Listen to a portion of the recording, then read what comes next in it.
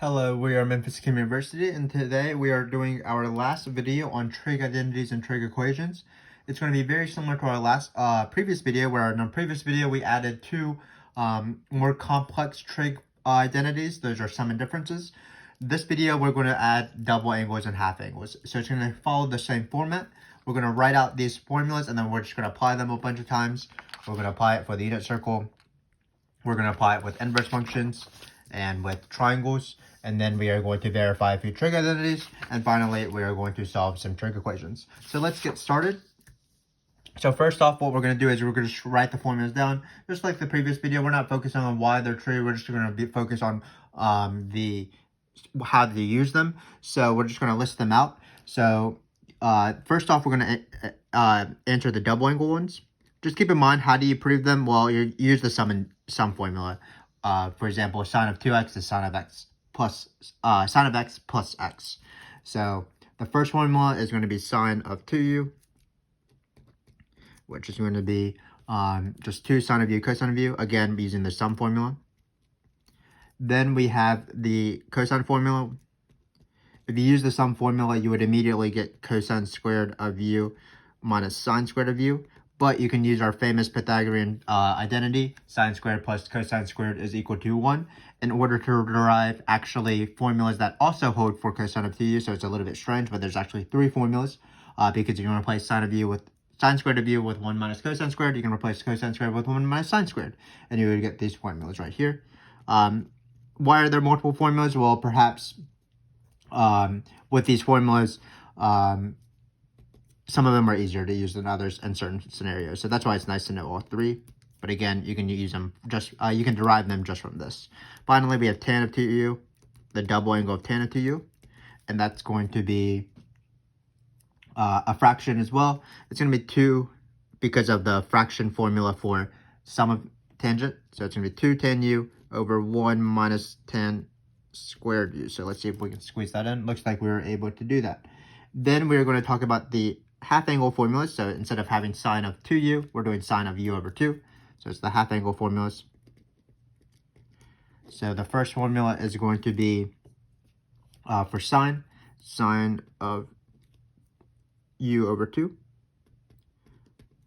They actually come from these formulas as well, because you sort of isolate them. You do the power reducing formula, which we're not going to talk about, but power reducing formula comes from the half angle formulas. And then you take the square root once you derive those power reducing formulas. But again, we're not going to focus on that. So what's the half angle formula for sine of u over 2? That's going to be plus or minus the square root of 1 minus cosine of u over 2. How do you determine this plus or minus? Well, what you need to do is you need to locate what quadrant this angle is in, and then you would be able to determine, is the x or the y coordinate, do I want that to be positive or negative? So cosine of u over 2, it's a similar formula. This is 1 minus cosine of u. Cosine is 1 plus over 2. All of this is inside the square root, so hopefully that makes sense. Maybe we should make our square root a little bit bigger. And then finally, this also has plus or minus. Then we have tangent of u over 2. And similarly to cosine of 2u, there's going to be multiple formulas for multiple scenarios. So our first one, if you do this divided by this, because that's what tangent is, it's going to be 1 minus cosine of u over sine of u. And if you want to, you can also write this as sine of u over 1 plus cosine of u. So these are our formulas. If you Google trig identity formulas, or if you look in any trig textbook, pre-calc textbook, you would find the same formulas, of course. So now let's just practice using them. So this is really where the start of the video is. Just like in the previous video, we're having you're using a special angle that we know to find the trig value of a sort of more complex angle. So in this case, we're doing tangent of pi over 8. So this is tangent of pi over 8. So off the bat, we're going to be doing the half angle formula. So it's going to be one of these formulas right here. And we get a choice of using this one or this one. Again, it's equivalent. So I'm just going to use the first one. So keep in mind that what are we plugging in here? So we're trying to find the pi over 8. But notice that this is tangent of pi over 4 divided by 2. They told us in the problem that pi over 8 divided by pi over 4 divided by 2 is pi over 8, of course. That's how fractions work. So we have pi over 4 divided by 2. So what we're going to do is we're going to plug in pi over 4 into these things. And again, why are we doing this? Because we know the cosine and sine of these values, the values of pi over 4 and not at pi over 8. So we're using the sine and cosine values of pi over 4 because the formula dictates us to find the values, the tangent value of pi over 8. So in this case, it's going to be 1 minus cosine of pi over 4 over sine of pi over 4. Of course, pi over 4 is a great angle because the cosine and the sine are the same thing. It's root 2 over 2, so it's 1 minus root 2 over 2 over root 2 over 2. If you want to get rid of these fractions within fractions, you certainly can. You can multiply everything by 2, but keep in mind that when you multiply everything by 2, this one also needs to get multiplied by 2. So in the end, we have 2 minus square root of 2 over the square root of 2.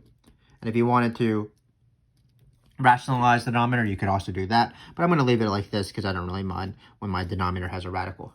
So similar thing here. What we're going to do is we're going to try to apply another half angle formula. This time it's going to be cosecant.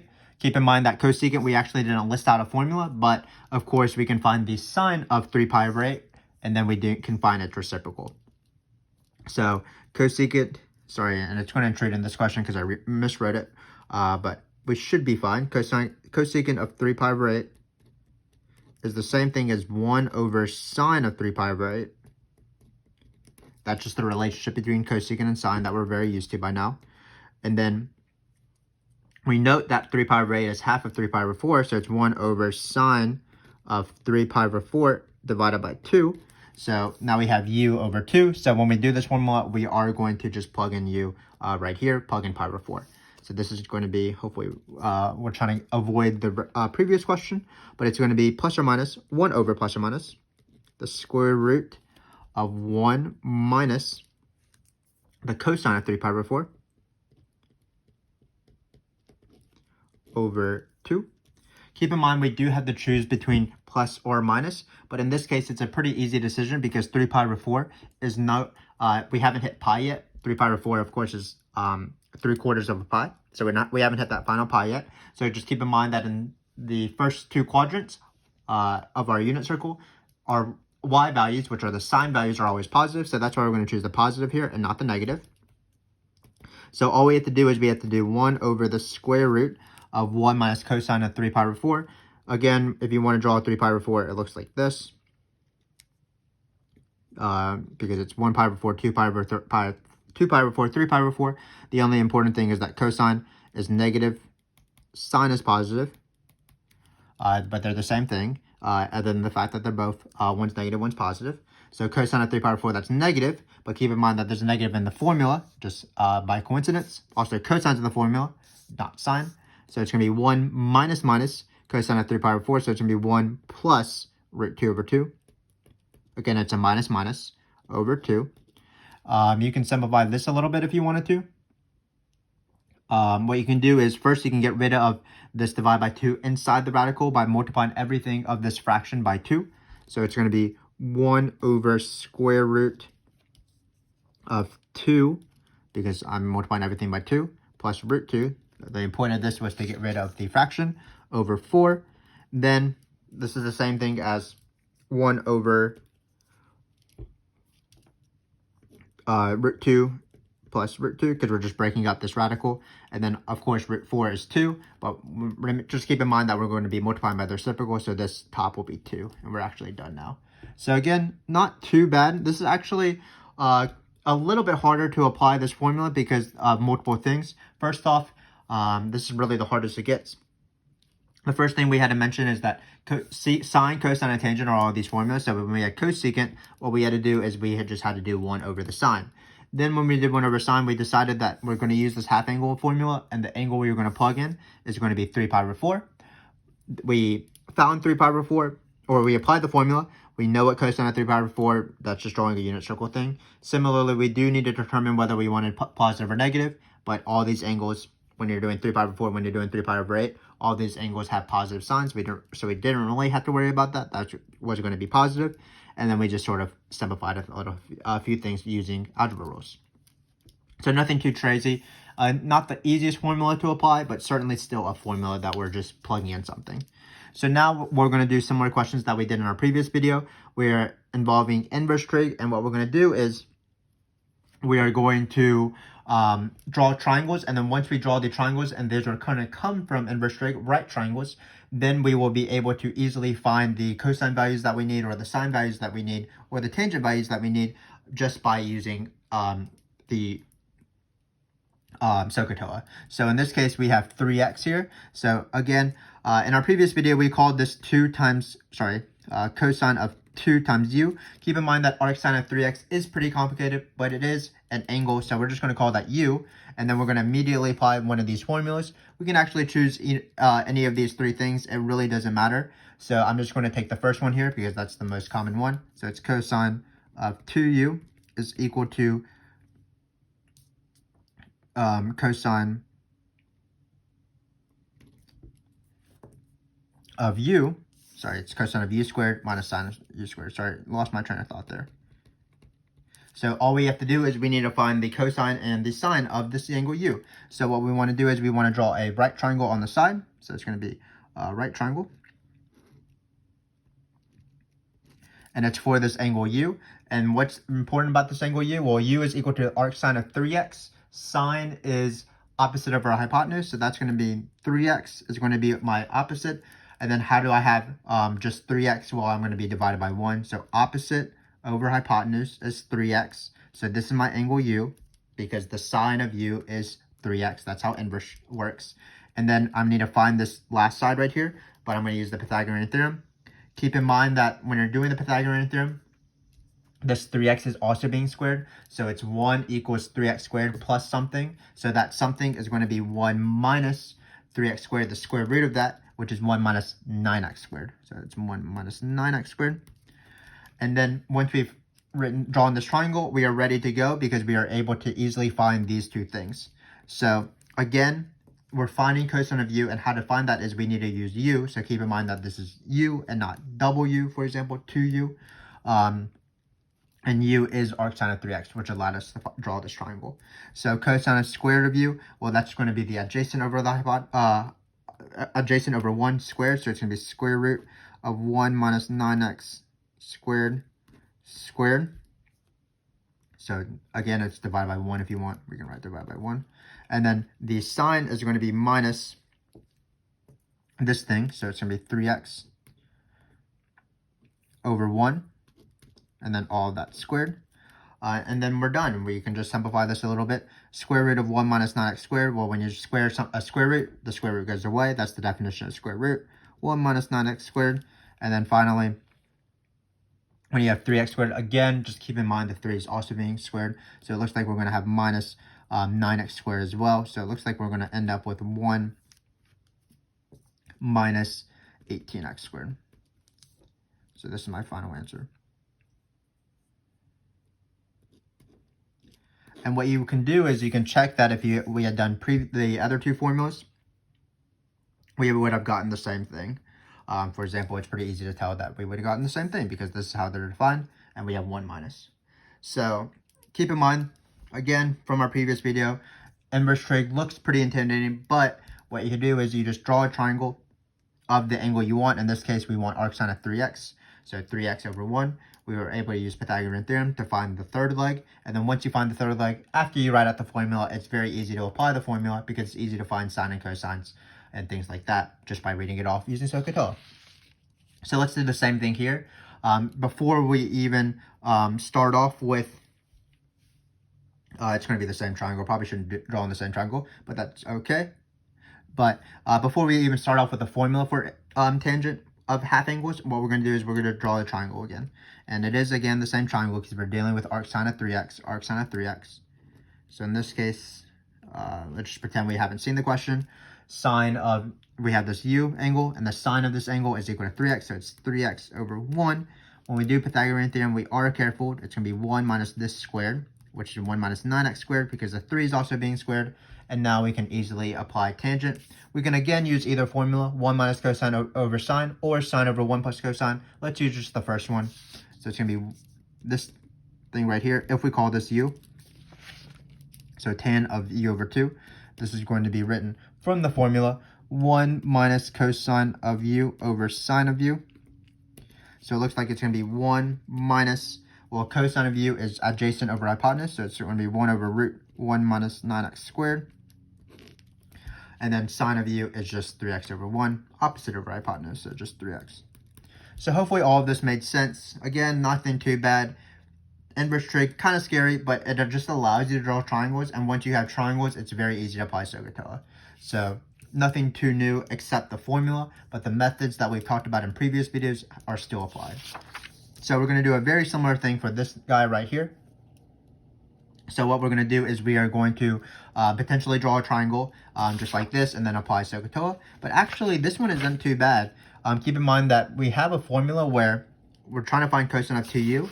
But this is one of the reasons why it's nice to know all three formulas. What we could do is we could do this formula.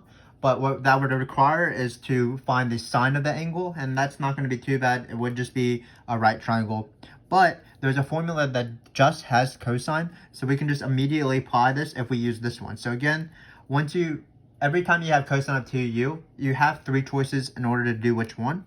But in some cases, it's easier to do other ones. Certainly, you could do each one and you would eventually arrive at the right answer. But in this case, I'm only going to do this one because this only has cosine and I'll be able to save a little bit of time. I won't need to draw a right triangle.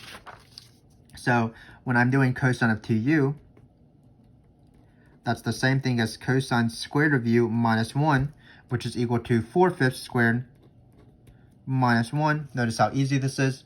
No need to draw a triangle. No need to even consider that this is in the first quadrant. So we have 4/5. That's going to be 16 over 25 minus, we can just write 1 as 25 over 25. So it looks like we have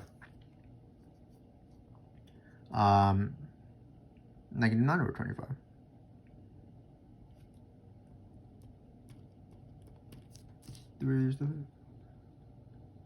Oh, sorry, I don't know the actual formula. I'm getting a little, just keep in mind that there's a 2 here. So anytime you have these trig formulas, you do want to memorize the formulas correctly, of course. Multiplying by 2 if necessary, adding 1, subtracting 1, things like that. So this is going to be 32 actually, which makes more sense because our cosine needs to be positive because we're in the first quadrant. So when you have u and you divide it into double it, you want to have that first quadrant. So it's going to be 32 over 25 minus 25 over 25. This is 7 over 25. So this is going to be 7 over 25. So my apologies. Sort of was hyping this up as an easy question, but I still missed it, which is certainly something that happens. But again, we have three choices for cosine. We use this one because it does have cosine and this value is cosine. So what we did is just we immediately applied this 4/5. We just plugged it in. Keep in mind that you could have used this formula right here. Sine squared, cosine squared minus sine squared. But again, you would need to find sine. It wouldn't be too difficult because cosine of u, this fact right here would be able to find sine as we're about to do in the next example. Sine of u, for example, would be 3 over 5 because it's a 3, 4, 5 triangle. But again, we were able to skip a step if you write down the correct formula, which I didn't do in the first place. But if you do, it's pretty easy because you just plug in the cosine where it goes. So let's do one where it's not as easy. Let's do that strategy that I was sort of explaining. Or sorry, this is as easy. I don't even know the questions that I've been writing. So let's write sine of u over 2. Let's write the formula out. So sine u over 2. What this formula is sine. Sorry, I don't know these formulas at all. This is quite embarrassing. But sine of u is this formula right here. So it's plus or minus the square root of 1 minus cosine of u over 2. So in this case, again, not too hard of a question. All we're going to do is we're going to plug in the cosine right here. So it's going to be plus or minus the square root of 1 minus 5/12 over 2. If you want, you can simplify it inside. You can multiply everything by 2. 12. So you get plus or minus square root of 12 minus 5, because these cancel out, over 24, 2 times 12. So this is going to be plus or minus 7 over 24. So here the question is, which one do we want to do? Do we want to choose the plus or do we want to choose the minus? So just keep in mind that, let's try to draw this triangle. So we have this triangle right here. I think I wanted a 5, 12, 13, but it unfortunately didn't happen. But the cosine, we're drawing, notice that it is in the third quadrant because we're in between pi and 3 pi over 2. So we're drawing this. Cosine is opposite over hypotenuse. So keep in mind that if you had half this angle, so this is this part right here, if you had half this angle, notice it would be in the first 2 quadrants somewhere, because this angle is all the way up here, so half of it would be like right here, for example. So which one do we want to choose? We want to choose the positive because we're doing sine, and you do have to consciously make this choice positive or negative, but we are choosing positive because when you do half this angle, the y-coordinate was certainly positive, so that means the sine is positive. So finally, our final answer is going to just be 7, square root of 7 over 24. Again, have to make a decision at the very end which one you want is positive or negative, and that's just based off coordinates. If you're doing sine, you want to look at y-coordinates. If you're going to do cosine, you're going to be choosing x-coordinates. But notice how, again, easy these questions are. You just immediately apply your given. There are harder variants where you do have to draw triangles, potentially to find other trig values. So for example, if we were trying to find like tangent of u over 2, we would probably have to find cosine of u from a given sine value or sine of u from a given cosine value. We did those in that last video. But again, what you do is you just draw a coordinate axis, you locate the correct angle using the angle using the correct quadrant, then you use that previous one to find it. But let's move on. Let's try to do some harder questions. These questions were pretty easy because all the givens were there for us. Let's try to do some harder questions which involve trig identities. So in this case, what we're going to do is we're going to try to verify trig identities, of course. We've done this before, but what you want to do is you want to start off with the harder side and go to the easier side. In this case, the harder side is actually going to be the side that's not the fraction. It's going to be this because I can immediately apply our double angle formula. Same thing with tangent of x over 2 in the next one. This is what I'm going to consider the hardest side. So cosecant of 2x. Well, for cosecant of 2x, remember that I'm going to go from this side to this. What's cosecant of 2x? Well, that's the same thing as 1 over sine of 2x. Because cosecant, of course, is 1 over sine, the reciprocal identities. Then you apply sine of 2x, the formula we know, or we've been talking about. 2 times sine times cosine. So we're going to do 1 over 2 times sine times cosine. Like so. Probably should have called it x, so let's just call it x. So what we want to do is we want to get this right here. It looks like we're almost there because we have 2 cosine. So it looks like we want to write this as 1 over sine x times 1 over 2 cosine x. So I'm just rewriting this, breaking up this denominator and multiplication, which of course is allowed. And then 1 over sine x is cosecant x. You'll have cosecant x over 2 cosine of x. So we are done with this trig identity. How lovely. So not too bad. Certainly if you see these harder trig identities and you want to verify them, you just immediately try to apply this formula. So we know the formula for sine of 2x, immediately try to apply it, and then notice we got to our answer. Same thing in this one right here. So we have tangent of x over 2. We're going to take this harder side and go to this side right here. So immediately we're going to apply the rule for tangent of x over 2. Unfortunately, we do have a choice. We can choose 1 minus cosine of u over sine or sine of 1 plus cosine. I'm going to do the worst case scenario just in case you choose the worst case scenario. I'm going to do this one right here, sine of u over 1 plus cosine of u. So I'm going to try sine of u, sine of x really, over 1 plus cosine of x. So what you need to do is you need to get to this side, we need to use our trig identity strategies. This is the follow your heart strategy. Not really much to do. Can't change anything to sines and cosines. So what I'm going to do is I'm going to do what the problem tells me to do, which is if I have a sum in the denominator, that's a bad thing because you can't split it up. I want the sum in the numerator. How that works is you multiply by the conjugate. So I'm going to multiply each one by the conjugate. So it's 1 minus cosine, 1 minus cosine. So it's going to be sine of x over 1 minus cosine of x. On the bottom, we're multiplying by the conjugate because we get 1 minus cosine squared x. And 1 minus cosine squared x is super incredible because we can use our Pythagorean identity. 1 minus cosine squared x is equal to sine squared x. So we have sine of x over 1 minus cosine of x over sine squared of x. And this is great, of course, because it looks like we're doing good things because things are canceling. The sine of x cancels out with one of these sine of x. And again, We did all this so that we can split numerators, because you're allowed to split numerators and fractions. You're not allowed to split denominators when you're doing with addition and differences. So we have 1 minus cosine of x over sine of x. So that's 1 over sine of x minus cosine of x over sine of x. And by some miracle, look, it is cotangent of x, or cosecant of x minus cotangent of x, because 1 over sine of x is cosecant of x, cosine of x over sine of x is cotangent of x.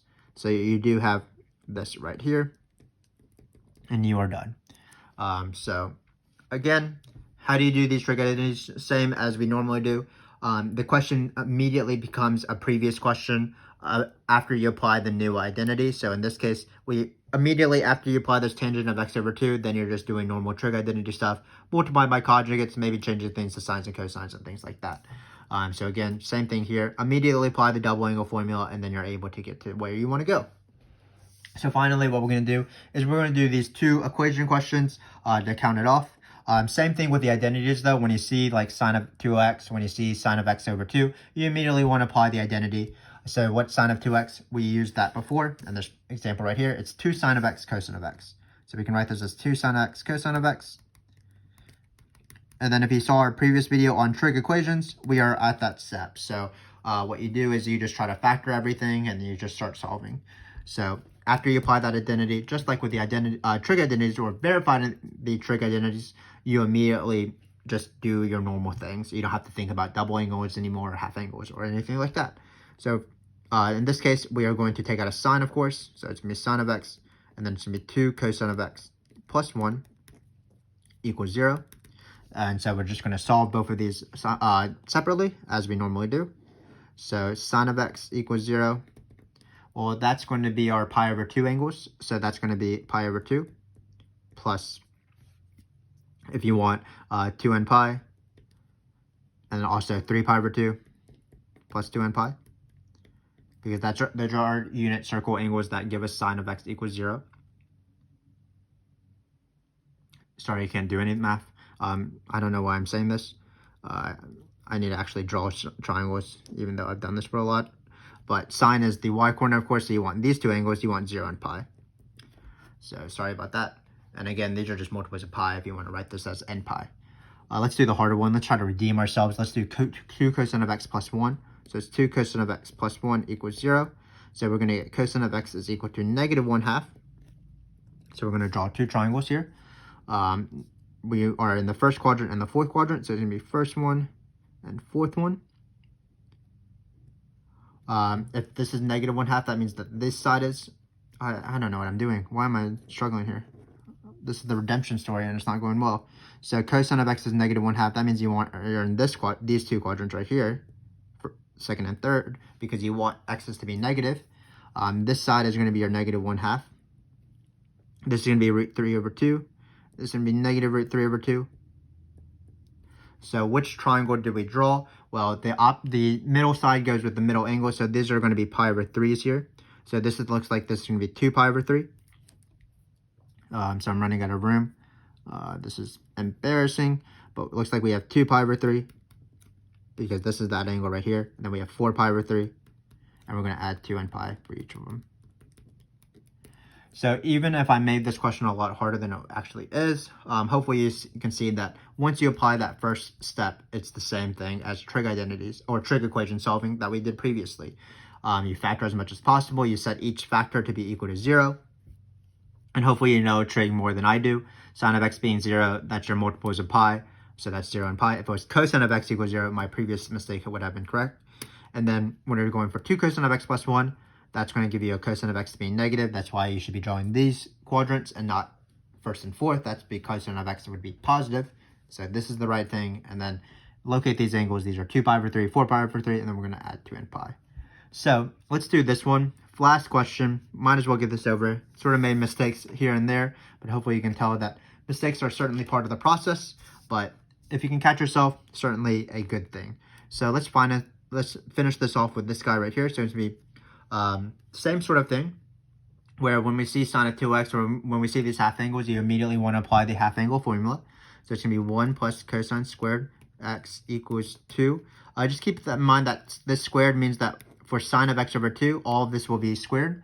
So it's going to be plus or minus the square root of 1 minus cosine x over 2, because square root of 1 minus cosine of x over 2 is the formula for sine of x over 2. This is nice with the squared actually, because it squares this plus or minus, and anything squared will just be positive, so we don't have to worry about plus or minus anymore. And then of course when you square square root, that's the definition of square root. You're just going to get the same thing that was originally in the square root. So in this side, the plus or minus goes away because of the squared, and then the square root also goes away because of the squared. So it looks like you're going to be left with 2 times 1 minus cosine of x over 2, and it looks like these 2's cancel, so it became pretty easy. Then you have 1 plus cosine squared on this side. Didn't change anything, but now these 1's cancel, so you're going to be left with cosine squared x plus cosine of x, because this is the only thing left on this side with just a minus cosine of x, so we're adding it to the other side because again we want to factor everything. Let's just factor it right now. We factor out a cosine of x, so it's going to be cosine of x plus 1 times cosine of x. Then we're going to set this to be 0. This one's pretty easy. Cosine of x is equal to 0. Well, that is the angle that I was trying to do before, because you want your x values to be 0. So that's pi over 2 and 3 pi over 2. And then finally, you want cosine of x to be -1. That's going to be this point right here. So that's going to be pi. So it looks like these are our 3 answers. So that concludes the video. We did mess up along the way, but hopefully you were able to understand everything. We just added these 2 special formulas, double angle formulas, half angle formulas. What is a little bit different is that for some of them, there were multiple possibilities, but you can actually use each one, of course, no matter what the question is. Keep in mind, though, that some of the times certain ones are a little bit easier than others, but it's really not that much worse. We use these formulas to find special angles from our normal special angles, or more complex angles from our normal special angles. We did some stuff with inverse trig. We did some stuff with triangles and things like that. And then finally, the more important things is that we verified trig identities, and we solved trig equations. And in order to do that, we immediately applied our new formula. So when we saw cosecant of 2x, when we saw tangent of x over 2, sine of 2x, and sine of x over 2, we immediately applied our formulas. So hopefully all that made sense. Hopefully after these series of 5 videos or so, you are more comfortable with verifying trig identities and trig equations. That was sort of the purpose of these videos. Thanks again for watching like normal, and hopefully I will see you next time.